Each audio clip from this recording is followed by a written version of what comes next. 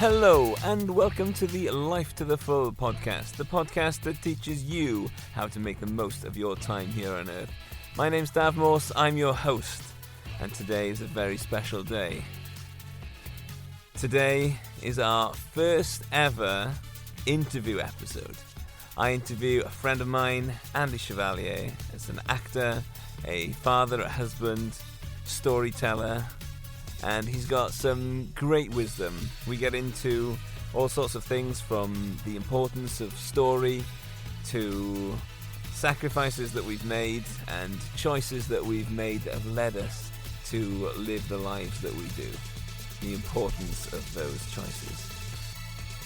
I do apologise, I wasn't in my normal studio when I recorded this episode. Andy was in his recording studio, so the sound is much better, and fortunately for you, most of the talking is Andy anyway.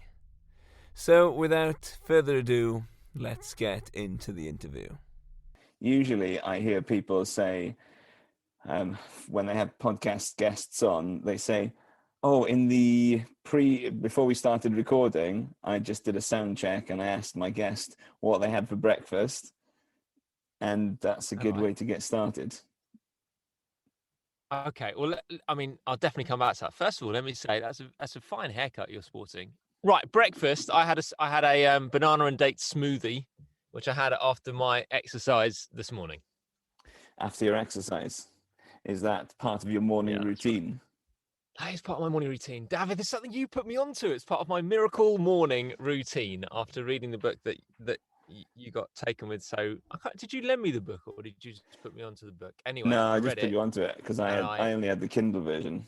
I now do a bespoke miracle morning, which is a bit of reading, and then up for exercise, and then ideally before the kids are up, and then we're back in and get breakfast and get the day going.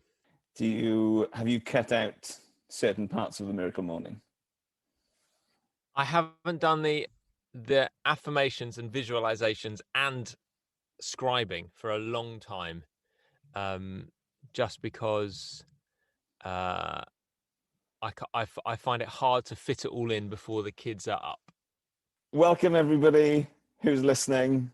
I've got a special guest on today. My special guest today is my good friend, Andy Chevalier. Andy's a great friend of mine. He is an inspiration in many ways to me. He's a wonderful father, wonderful husband, wonderful storyteller. I want to get into that today. He's been such an inspiration to me in my life for many, many reasons. And I'm just keen to get Andy on the show to listen, to see how he goes about living life to the full and what it means to him and some of the things that get him ticking, and maybe even you can take some tips away for yourself. So Andy, with that introduction, welcome to the show. Thanks very much. Lovely to be with you, Dav. Any excuse to chat to you is always a bit of fun. So Andy, tell the listeners a little bit about yourself and what you do, why are you so good at it? What's your story that's brought you up to this point in your life? My story started in two ways at the age of 11, right? Age of 11 was when I first made a commitment to the Christian faith and to have a relationship with Jesus. And then also I did a school play when I was 11, and I decided I was going to be an actor thereafter. So everything else since that point was geared around attempting to become an actor, which I've increasingly found is more difficult than I first thought. And I went to university and studied drama, which is absolutely not what you're supposed to do if you want to become an actor. I should have just gone to drama school straight away, but I didn't know that because, I didn't come from a family of actors or anything like that. So my parents had no idea kind of, which way to steer me or guide me. And I mean, guidance counselling at my school was pretty much just avoid prison. And so I thought I'd managed to do that, which I have, but Success so far. So we met at university, you and I, and then I stayed in Canterbury where we were at university for about 5 years after my drama degree. And then I went to drama school. And then I had a lovely year at drama school, and then had quite a good few years after drama school in doing lots of kind of theatre shows. I got in with a great theatre company that were doing regular work in London and occasionally touring. And then I fell into another theatre company that did 2 tours a year. And for about 2 to 3 years, I could basically map my year ahead around the different theatre shows that I knew I would roughly be involved in. And that was lovely. And then I had children, and then it all changed. And so while I had young kids, I knew that I didn't want to be touring. I didn't want to be away for long spells of time. And so I I built a voiceover studio. When I was at university doing my degree was 4 years. And in the fourth year, you specialized. And I specialized in radio drama, where I learned all the technical side, and obviously where we worked together quite a lot, as you were one of Yeah, the lead characters I was one of in the lead in our characters in your radio drama. well, it was a really special time. We all really enjoyed that. We had a great time doing that, and so I always knew I had. Obviously, at drama school, you get a lot of vocal training. At university, I got a lot of the kind of tech side of the training, and so I always knew that that was a possible avenue for me. And then home studio has become much more a thing in the last few years. So for about 5 or 6 years, I've been doing that now. And then COVID hit and the world ended, and the acting profession, is still basically closed down unless you're doing an advert, which, let's be honest, no one went to drama school to do an advert. So very little of worth out there at the moment as we currently speak in England's lockdown too. Yeah, well, it's So not in lockdown at the moment. Yeah, you've been quite the opposite to me in many ways. You've been single-minded in your vision for being an actor and following your dream and your desire to do something that has been on your heart since 11 years old, whereas I just jump on the next bandwagon for the next big thing as soon as the novelty of one thing wears off. Which is So why probably in about 3 months, you'll be the most successful actor I know. So has the acting industry all gone to voiceover? How's the voiceover been in the last few months with COVID and all that? I mean, every actor now has their own home studio. I've helped several actors. I've helped you build their own home studios and tell them what to get and how to put it together. I think the where I have a slight edge is that I know the kind of technical side. I think every actor sort of feels like, oh, I could just do voiceover, and it's not that straightforward, but with a bit of training, it's totally doable. So there's a lot of I was fortunate that I was established with people that I've worked with and been working with me recurringly, over the last 6 years, and so I'm fortunate that I'm more established than other people. But yes, voiceover is big business at the moment. Theatre is very non-existent business. TV and film, they're working out how to get back into that quite successfully, I think. And then advert world, I mean, it's Christmas time, it's kind of thriving really, but you do notice, like, Christmas time, so you're seeing lots of Christmas ads that are all kind of animations, whereas before they would have been people. But it's a way of doing it that is socially distanced and safe. And is great for a voice actor because they need voices. Yeah, it's great for a voice actor. That's not the sort of voice work I would regularly do. I've done a couple of ads, but you got often that will come through a voice agent, and I don't have a voice agent. I do it all through different online platforms. I do it myself. So the big money stuff I don't tend to see. I do more piddly sort of money, but regular amounts of it. Regular amounts of piddly money means that Exactly. you're making a living out of doing something you enjoy doing.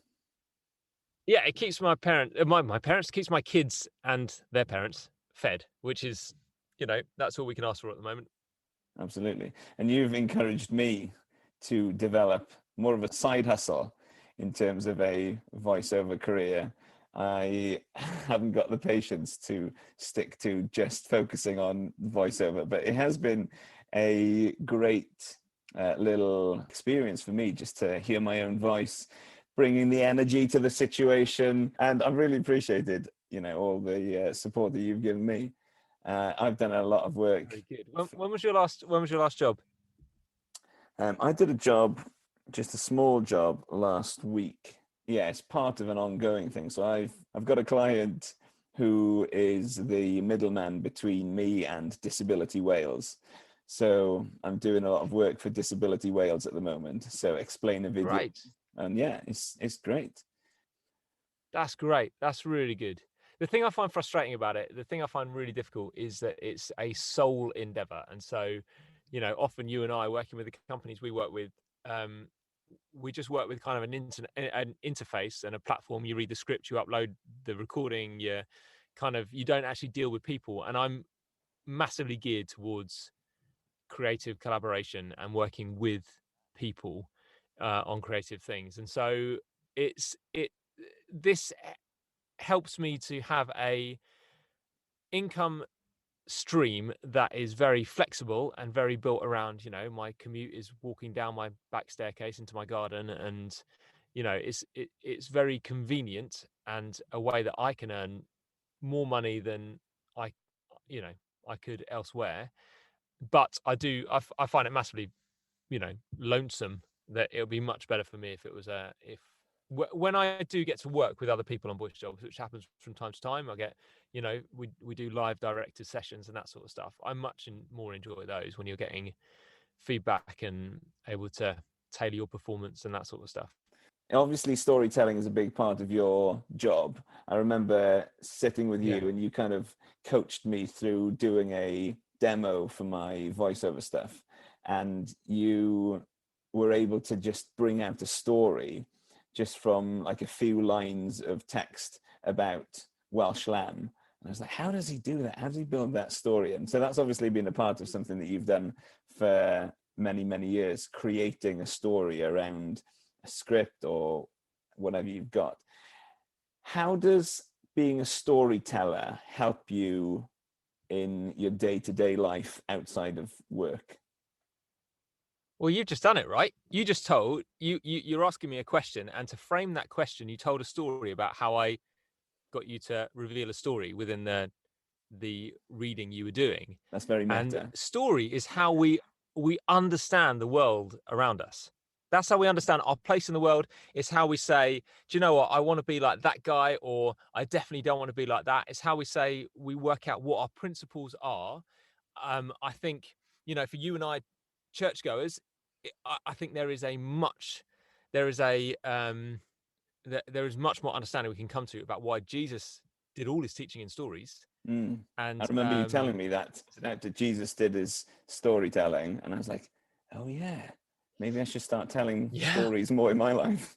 And it's why movies are big business. It's because we want to know we're like the goodie or we're like the baddie, or it's how we understand our place in the world. And we do it all the time. We tell a story to each other to say either I've been through a rough time, and here's how you know I've been through a rough time. I was screwed over by a garage I took my car to 2 weeks ago. That's a true story for me. We work out where we're at, how we understand each other, how we relate to each other through telling each other stories. And we do it all the time. Storytelling, I think, it's significant, not just in sort of our understanding, but it's how we want to position ourselves in life. And there's a fantastic book called, I always get the title slightly wrong, A Million Miles and 1,000 Years, by a guy called Donald Miller. And it's a guy who wrote some essays about things he was thinking about in life. They weren't narratives. They didn't have a beginning, middle, and end. They were just kind of essays on his thoughts of life in a book called Blue Light Jazz. And then he was asked by somebody, by filmmakers, they said, we want to turn these section of essays into a film, and we want to make a film about your life. And when they came to actually write the film, they basically had to disregard the real life Donald Miller and build a fictional one, because essentially his life wasn't interesting enough to be put on film. So although they wanted the philosophies from the essay, they didn't want the character of the real Donald Miller. They wanted this fictional guy. And through that, and this book, A Million Miles and 1,000 Years, he thinks about what are the fundamental parts of story, And how can I live a more meaningful life if I live a more meaningful story? Because he realized his story, his own personal testimony of who he wasn't interesting enough for other people. And so he wanted to live a personal story that was more interesting. And I think I would like to do that too. I would like to live a more meaningful story in my life. Fantastic. I am jumping on the story bandwagon, partly because you have been an inspiration to me with your storytelling. I think if I'm going to have an impact on the world, then knowledge and facts and saying things like it is only get you so far. And connecting with people on a story emotional level, for somebody like me who's not particularly emotional, I like the facts, I like rationality, I like thinking, well, that's ridiculous, why would you do that? Because mathematically you should do this. My brain's wired kind of in a mathematical way. But realizing that other people aren't like me, Andy, and No, not many people are like me. Connecting with people on an emotional level is actually really, really important if you're going to impact lives. yeah, and we've just seen it. We've just seen it on a mass scale. So if you take away facts and you tell a story that this election has been rigged by voter fraud, without any facts, you don't need any facts. Yeah. The story is enough to cause rioting. The story alone. Yeah. And you got somebody with a big enough megaphone saying we've been cheated out of an election, and that just telling that story has emotionally connected with, well, some proportion of that 74 million that voted for that man. And so, and that is enough to, to stir them to action. That's incredible. Yeah. They've completely let go of any facts. There's no facts involved in that. There's just story. And that has caused people to brandish guns and caused people to go out marching and on streets and all that sort of stuff. It's amazing what story can do. Yeah. So much more than facts. Like you say, you don't need facts. Yeah. And story changes people beyond what facts do. On that, on Netflix, there's this documentary at the moment called The Social Dilemma, and it's a really interesting look at what social media is doing to us as individually and as a society. One of the stats it puts in there is a false story, fake news, is 6 times more likely to be shared than real news. Wow. So actually, facts get in our way. Yeah. If you want something to be shared and connected with and cause a response, you just need a sensationalist story, or you just need a story that's going to ping interest. And unfortunately for us right now, where we've got a kind of paper industry that's dying and has been dying for a long time, journalism, paper journalism, you've got things like Twitter, you've got Instagram, you've got ways of communicating that, or you've got Facebook that don't need to be by qualified journalists or people coming in. You've got newspapers competing with Twitter headlines. And so half the time, newspapers are just trying to grab a sensationalist headline to try and get you hooked into click, because that click gets them the ad, gets them the story. So it doesn't really matter if the story is true. It's devaluing truth across our society. So I guess for you and I, who do believe truth is important, then telling stories that stir people to good is a really worthwhile endeavor to pursue. Yeah, devaluing truth. I mean, that is profoundly wise, Andy, and it's something that we should. And terrifying, right? Terrifying. Yeah, I think it's something that we desperately need to fight against. I was listening to another podcast by Paula Pant, Afford Anything, and she was interviewing a economist, Dan Ariely, and he's a famous economist, behavioral economist, and he was basically saying knowledge and facts don't make people do the right thing. Knowledge and facts don't cause action in a positive way.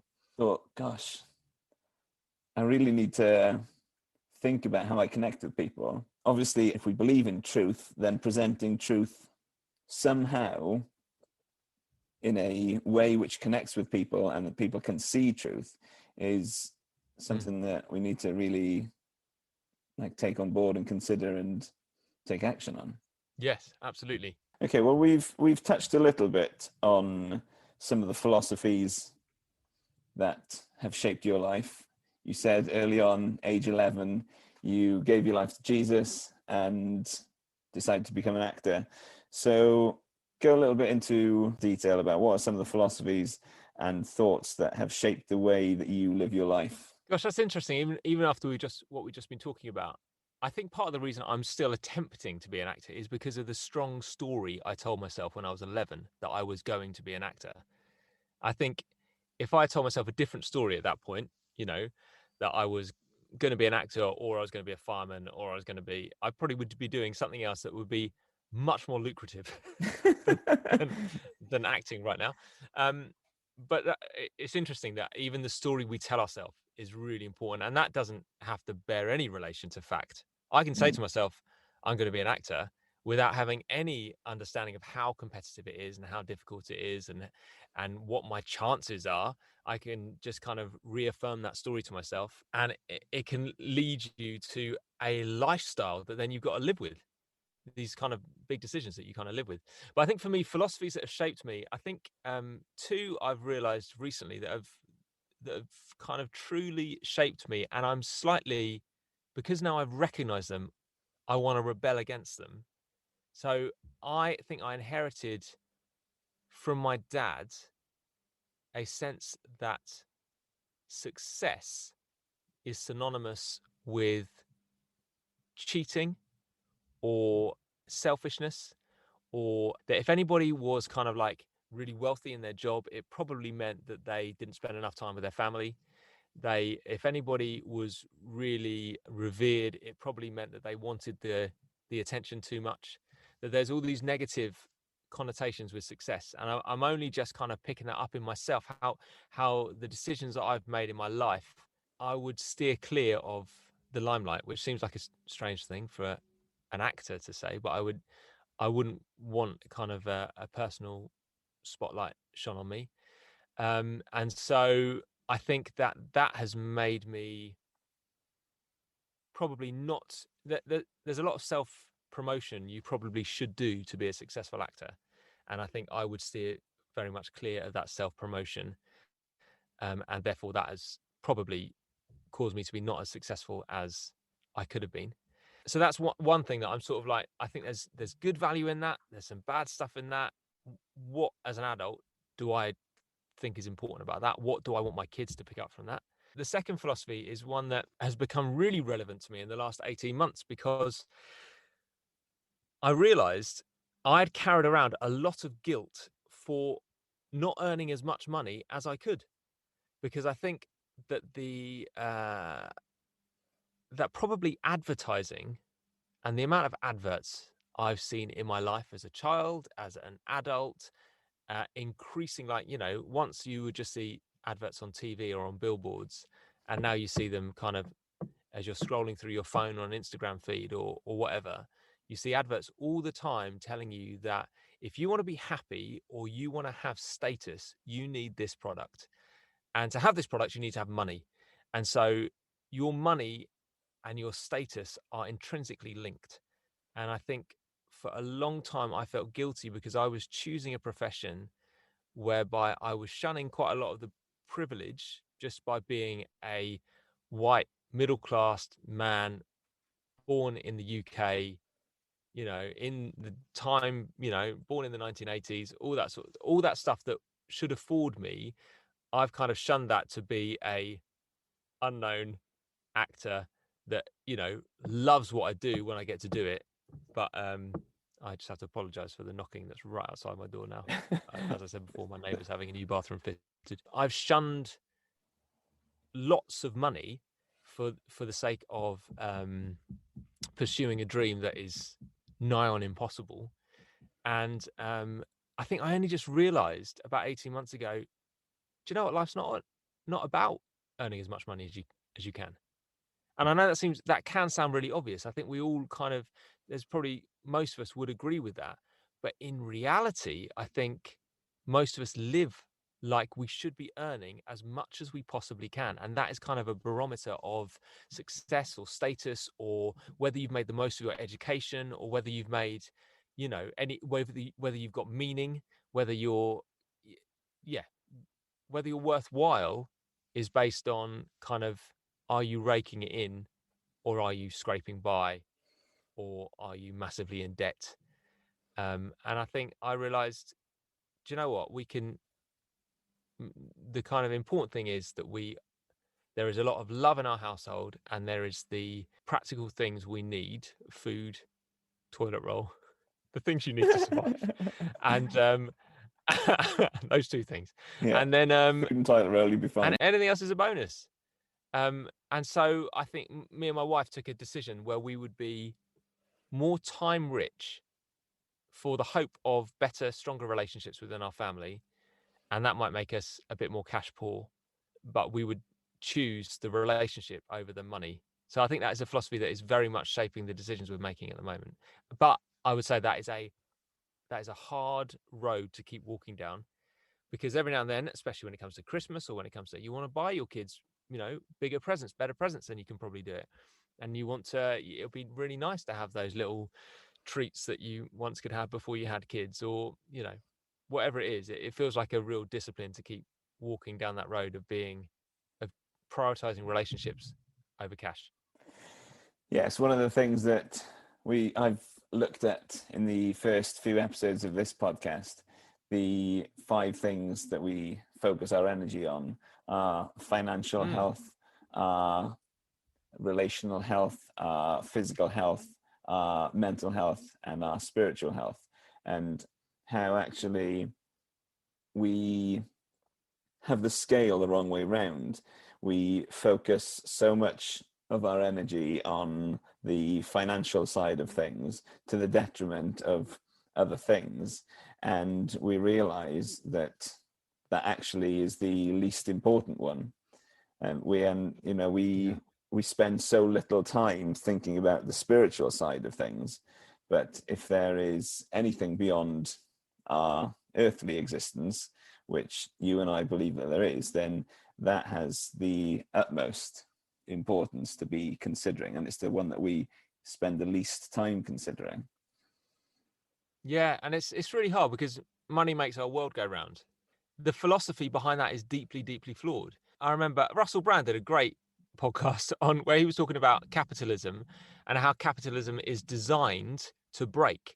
So everything you buy, your fancy iPhone that you fork out money for, is designed to break. Nothing is designed with the purpose of lasting, because otherwise they can't get you to buy another one. And so when I realized that, I'm like, yeah, man, that is sickening. And when you kind of bring into the knock-on of what that does to the environment, and throwing away the culture we got of just lobbing stuff away.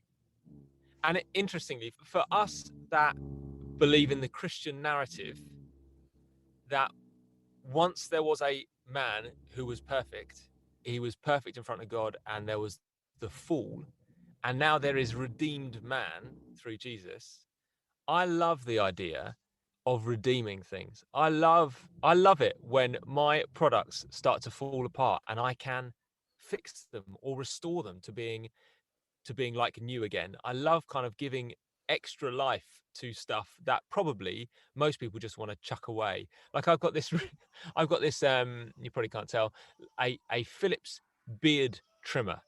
And right now, the rechargeable battery in it is dying, and it is plucking the hairs out of my chin. It's the most painful experience. Now, that is designed for me to then go and buy my next beard trimmer. That's the way it's designed. Yeah. There's no way into that product, but I'm going to figure out a way of breaking into that product and replacing the battery, because that's all it needs. It doesn't need this piece of kit to be chucked out and landing and be in landfill or whatever. It needs a replacement battery. And so, it's that sort of stuff that, is right in line with our Christian philosophy of redeemed man is better than perfect brand new man. Yeah. That story of being in God's presence and then falling and being away from God's presence, and then Jesus coming and rescuing man. It's like the ultimate story. It is the best story Yeah. that could ever be told. And yeah, it's wonderful to be mixed up in that, caught up in the plan of salvation. But that story is the antithesis of the capitalist system, which is you buy and you chuck and you buy and you chuck and you buy and you chuck.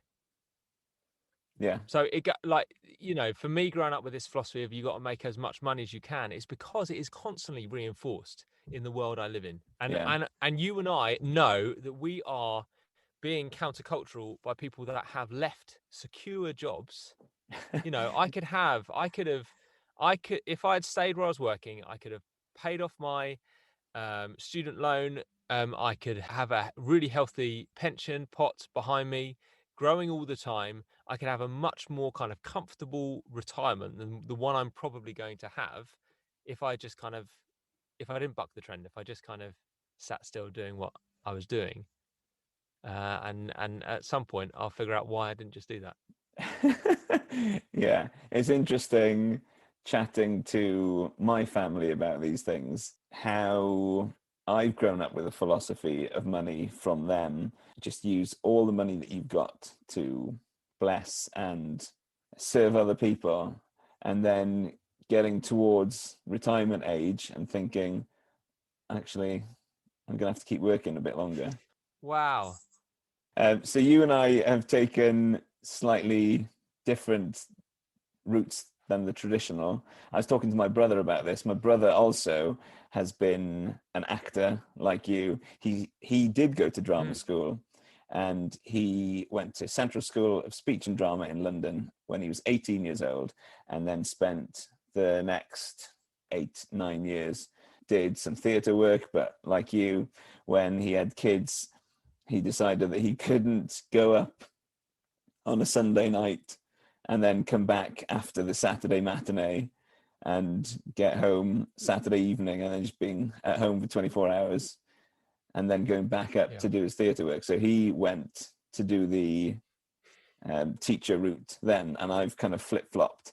And I've done teaching for 14 years. I like to say I've retired now, and it's because I was fairly responsible financially for 14 years, and now I get to play the game where I can not earn so much money temporarily to do something that I love to do, have a great time doing it, and try and figure out the money side of things as we go along. And it's just interesting. Right. Yes. Yeah. So yeah, we kind of flip-flopped and did the opposite. So he's spent the first kind of 12 years of his life after uni trying to not earning enough, and then having to go to get a real job. And I did it having a real job and then quitting. And I wonder what sense of calling, being in the right place that we have, because I know you never enjoyed teaching. That was never you were never passionate about it. I feel like instinctively, gut feeling, I'm doing the right thing. And when I've had other opportunities to be employed elsewhere and give up acting and earn a reasonable amount of money, and I've always felt like that's the wrong thing for me to do. I do wonder whether part of that is not because it was right or wrong, but because I told myself such a strong story from the age of 11 that if I was going to abandon that story, I didn't quite know what that said about me. So there may be that involved, or it may be that I'm meant to be doing what I'm doing, even though that is, financially challenging. Right, last question, Andy. What does living life to the full mean to you? It just means living the most meaningful life you can live. But I don't think I'm doing that. I don't think that I am. I don't think I'm living life to the full. I don't think a lot of that is in my control. So I do the best I can to focus on the things that I think I should be focusing on, each day.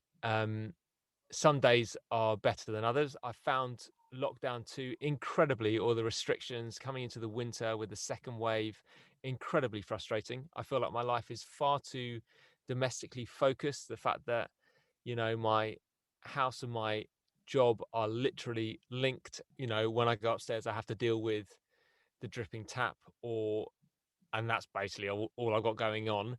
I desperately miss kind of London town, going to the theatre, going for a night out, seeing friends, I live in Brixton, and Brixton's got some great kind of restaurants and places to go. All of that is, at the moment, is completely dormant to me. And so I feel like I'm living life the least full I've lived it for a long time. But I think the idea of living life to the full is living life with a lot of significant meaning. And I don't know how many people in my life I'm going to touch. I don't know how many people in my life are going to really care about my existence at all. I know if I drop down dead, then the acting industry wouldn't mourn a jot. They wouldn't even notice. Friends and family would be sad. The only ones whose life would be turned upside down are my wife and 2 children. They're the only ones that my life has significant meaning to. It would be lovely if my life had significant meaning to other people, but it may never do. I don't really get to control that. I get to kind of pursue the things I think I'm meant to be pursuing. And hopefully that has meaning to other people. Hopefully it has meaning to me. But yeah, I don't get to control it. Very interesting. Well, Andy, What does it mean to you? to me, I guess with a spiritual focus, living life to the full means doing everything that I feel God's calling me to do. And yeah, like you, what you called to do and living that out. And one of the things that I find incredibly fun about life is trying to figure that out. And maybe I don't spend enough time doing one thing to actually ever figure it out. But it's a fun process of, for me, jumping around projects. And yeah, I get an immense amount of satisfaction in life from knowing that I am completely and utterly forgiven and saved. Nothing that I do has any bearing on taking that away. So I have that security of eternal life. And yeah, just trying to communicate that to as many people as I can, share that with as many people as I can.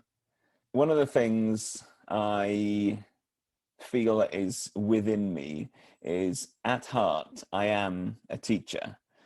And I did that for 14 years in a classroom. And I never really loved it, like you said. And I didn't hate it. It was fine. But I'm trying to find a different avenue for that teaching heart that I have. Yeah. Sorry, go on. I get an immense amount of pleasure from learning something and then showing somebody else and then seeing them do the thing that I've taught them, whether it's bread baking, whether it's remortgaging their house so that they can buy some rental properties, or whatever it is. I have that. I love that feeling of that person's life has changed in a positive way. Even now, my brother-in-law drinks cold brew coffee. How good is that? How's your influence, is it? Yeah. I spent a week away with him in the summer and said, yeah, this is going to change your life. And he said, small change, but yes, it has changed my life. See, Very I good. derive an immense amount of pleasure from that. And if I can do it on a bigger scale than 1 to 30, then that'd be great. Yeah. And I think when you're talking theologically, if you're talking about what Jesus meant when he said, "I've come that they may have life and life to the full," I think it's just simply about us becoming more Christ-like. I think it's going to be a lifelong process of of in, enjoying life to its fullness increasingly throughout your life. If we're developing our relationship with Jesus and our understanding on who he is, then that who we are, we should be kind of enjoying a fullness of life increasingly as we get older. I think C.S. Lewis said if we saw our future eternal selves, we'd be in danger of worshipping them because they would look, so utterly different to who we are as we become more and more like Christ. And so I think that's the goal, is that we kind of keep pressing on, and that doesn't promise anything that secularly living life to the full would suggest, which is kind of, jumping out of airplanes and or like having loads of money or enjoying these wild experiences. Life to the full is going to be a very, very different thing to that, I imagine. And so yes, I am also enjoying exploring that. I'll let you know in 40, 50 years where we come out. Yeah, I'm hoping to get to 102 and hoping that Rachel can get to 102 as well so that we can celebrate our 80th wedding anniversary. Oh, mate, I'm starting extreme sports at 65. You know that. Yeah. I'm gonna get a cult of people that are gonna go out in a blaze of glory because I don't really want to get too old. Fair enough. Fair enough. I've written here, what are some of the books that have had the biggest impact on you? And you said Room on the Broom. And that was a joke. Great. So what books have had the biggest impact on you?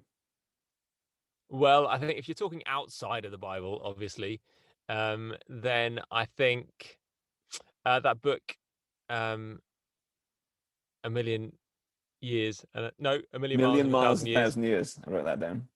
Yeah, by Donald Miller. That has been excellent. Another one I've read recently was A Tech-Wise Family by Andy Crouch, and that one talks a lot about us becoming more creators than consumers, and I think that is a massive challenge for people for all of us. How do we create more than we consume and create good more than we consume?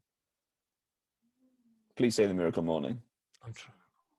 Oh yeah, Miracle Morning was excellent. Miracle Morning was a real turning point, a real change to our new way of life. Miracle Morning was really helpful. Sorry, from a selfish point of What? view. From a selfish point of view, what I Yeah. love about that is I recommended this book to you because I've been reading it and following the advice, and you've taken my advice, and it's been a real game changer. I mean, you literally put For words in you. my mouth there, but sure. Yeah, sure. I mean, it has been part of. We went through a big transition around how we looked at our finances, how we structured our weeks, how we structured our work. Miracle Morning was a part of that. It wasn't the kind of. It wasn't everything about that. It was just how we structured our Miracle Mornings. But still, yes, it was very good. And then there's Pete Gregg's books on prayer have been really good. How to Pray was one I read. Another one I read this year that has been really formative and continues to be so. So there are a few of the books. I'm sure there's others, but yeah. Lovely. Right, well, Andy, thanks very much for being the first guest on my podcast. My pleasure. It's always wonderful to chat to you. And just to encourage you, I've already said it, but you have had a big impact on my life too, and you continue to do so. You continue to inspire me with the way that you parent and the way that you are a husband, and your desire to honor your wife and put your wife first is really something that I really take seriously and want to action on a lot more as I go on to the next month in my life. The next wife. That's kind of you to say. We didn't talk at all about parenting. I mean, again, you can edit this out, but there's probably quite an interesting conversation to have about around parenting, I imagine.